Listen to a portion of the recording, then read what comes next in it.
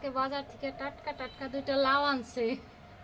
আজকে সে লাউ, এই যে চিংড়ি মাছ দিয়ে লাউ দিয়ে নাবড়া রান্না করব।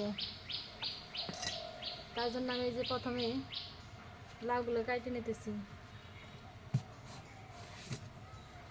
খুব সুন্দর লাউ। হ্যালো বন্ধুরা, আসসালামু আলাইকুম। আনছি কতগুলো চিংড়ি মাছ। চিংড়ি মাছগুলো আমি কাটে একবারে জ্বালাম করে নিছি। সেই যারে কয় সেই দিচ্ছি চিংড়ি মাছ। কচি কচি লাউ দিয়ে চিংড়ি মাছ দিয়ে নাবড়া রান্না করবো, আগে খাইতে আমার কাছে। দেখি এখন নাবড়া রান্নার জন্য কচি কচি লাউ কাইটে নেই। লাউয়ের নাবড়া আসলেই মজা, এগুলো পেটও ঠান্ডা রাখে, খাইতে ভালো লাগে। এটা আর কি ঠান্ডা তরকারি। কার কেমন লাগে তা জানি না, কিন্তু আমার কাছে খুবই ভালো লাগে।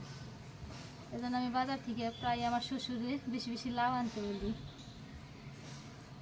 কার কাছে কেমন লাগে লাউয়ের তরকারি চিংড়ি মাছ দিয়ে নাবড়া অবশ্যই কমেন্টে জানাবেন। আমার তো ভীষণ পছন্দ।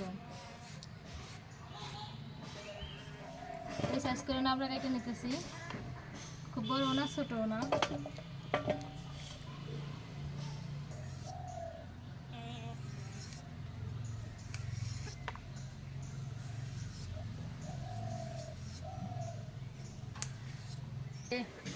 নাবড়া প্রথমে এই যে লাউগুলো ধুয়ে নিছি, আর পেঁয়াজ মরিচ দিয়ে দিছি সাথে।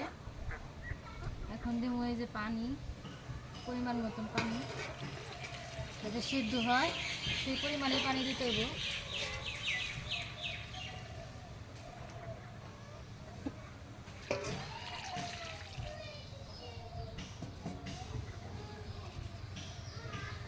একটু লবণ দিয়ে ঢাইকে দিব। ঢাকনা দিয়ে, ঢাকনাটা একটু ছোট হয়ে গেছে, আমার কড়াইয়ের একটু বড়। হলুদের গুঁড়া,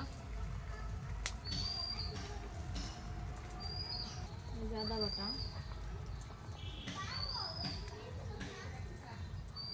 রসুন বাটা, এই যে চিংড়ি মাছগুলো যেগুলো আসল নাবড়ার জন্যে সেগুলো এখন দিয়ে দিব। এই যে আনামানামি দিলাম, অনেকেই আবার পাটায় ফিনিশ করে দেয়, আমি আনামি দিয়ে দিচ্ছি সবগুলো। এই যে আজকের মতন নাবড়া রান্না কমপ্লিট। সবাই ভালো থাকেন, সুস্থ থাকেন। আল্লাহ হাফেজ, টাটা, বাই বাই।